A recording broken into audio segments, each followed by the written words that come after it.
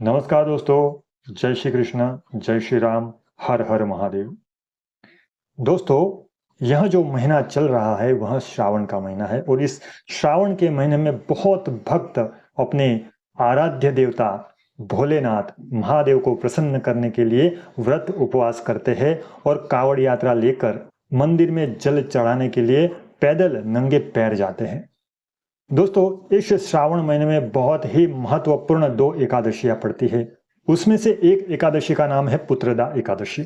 जी हाँ दोस्तों, श्रावण मास के शुक्ल पक्ष की एकादशी को पुत्रदा एकादशी कहा जाता है। इस श्रावण मास के शुक्ल पक्ष की पुत्रदा एकादशी का महत्व क्या है, एकादशी की व्रत कथा क्या है, उस कथा को आज हम सुनेंगे, महत्व को भी सुनेंगे और कथा को भी सुनेंगे। तो आइए सुनते हैं इस एकादशी का क्या महत्व है और इसकी क्या व्रत कथा है। चलिए, पुत्रदा एकादशी का महत्व। श्री युधिष्ठिर कहने लगे कि हे भगवान, मैंने श्रावण माह के कृष्ण पक्ष की कामिका एकादशी का सविस्तार वर्णन सुना। अब आप मुझे श्रावण शुक्ल एकादशी का क्या नाम है, व्रत करने की क्या विधि तथा इसका महात्म्य कृपा करके मुझे कहिए। मधुसूदन कहने लगे कि इस एकादशी का नाम पुत्रदा एकादशी है। इस एकादशी को पवित्रा एकादशी भी कहा जाता है। पुत्रदा एकादशी व्रत करने वाले व्यक्ति को पूजा के बाद श्रावण पुत्रदा एकादशी व्रत की कथा जरूर सुननी चाहिए। ऐसा करने से व्रत पूर्ण होता है और मनोकामनाएं पूरी होती है। अब आप शांतिपूर्वक इस कथा को सुनिए। पुत्रदा एकादशी व्रत कथा। द्वापर युग के आरंभ में महिष्मती नाम की एक नगरी थी, जिसमें महिजित नाम का राजा राज्य करता था। लेकिन पुत्रहीन होने के कारण राजा को राज्य सुखदायक नहीं लगता था। उसका मानना था कि जिसके संतान न हो उसके लिए यह लोक और परलोक दोनों ही दुखदायक होते हैं। पुत्र सुख की प्राप्ति के लिए राजा ने अनेक उपाय किए, परंतु राजा को पुत्र की प्राप्ति नहीं हुई। वृद्धा अवस्था आती देखकर राजा ने प्रजा के प्रतिनिधियों को बुलाया और कहा, हे प्रजाजनों, मेरे खजाने में अन्याय से उपार्जन किया हुआ धन नहीं है। न मैं कभी देवताओं तथा ब्राह्मणों का धन छीनता भी हूँ। किसी दूसरे की धरोहर भी मैं नहीं ली।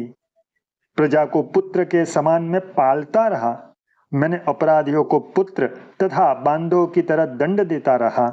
कभी किसी से घृणा नहीं की। मैंने सबको मैंने सम्मान दिया और एक समान सभी को माना। सज्जनों की सदा पूजा करता हूँ। इस प्रकार धर्मयुक्त राज्य करते हुए भी मेरे पुत्र नहीं है, सो मैं अत्यंत दुख पा रहा हूँ। इसका क्या कारण है। राजा महिमती की इस बात को विचारने के लिए मंत्री तथा प्रजा के प्रतिनिधि वन को गए। वहां बड़े बड़े ऋषि मुनियों के दर्शन किए। राजा की उत्तम कामना की पूर्ति के लिए किसी श्रेष्ठ तपस्वी मुनि को देखते फिरते रहे। एक अत्यंत वयोवृद्ध धर्म के ज्ञाता बड़े तपस्वी परमात्मा और जितेंद्रिय जितात्मा जीत क्रोध सनातन धर्म के गुण तत्वों को जानने वाले समस्त शास्त्रों के ज्ञाता महात्मा लोमश मुनि को देखा, जिनका कल्प के व्यतीत होने पर एक रोम गिरता था। सबने जाकर ऋषि को प्रणाम किया। उन लोगों को देखकर मुनि ने पूछा कि आप लोग किस कारण से आप यहाँ आए हो। निसंदेह मैं आप लोगों का हित करूंगा। मेरा जन्म केवल दूसरों के उपकार के लिए ही हुआ है, इसमें संदेह मत करना।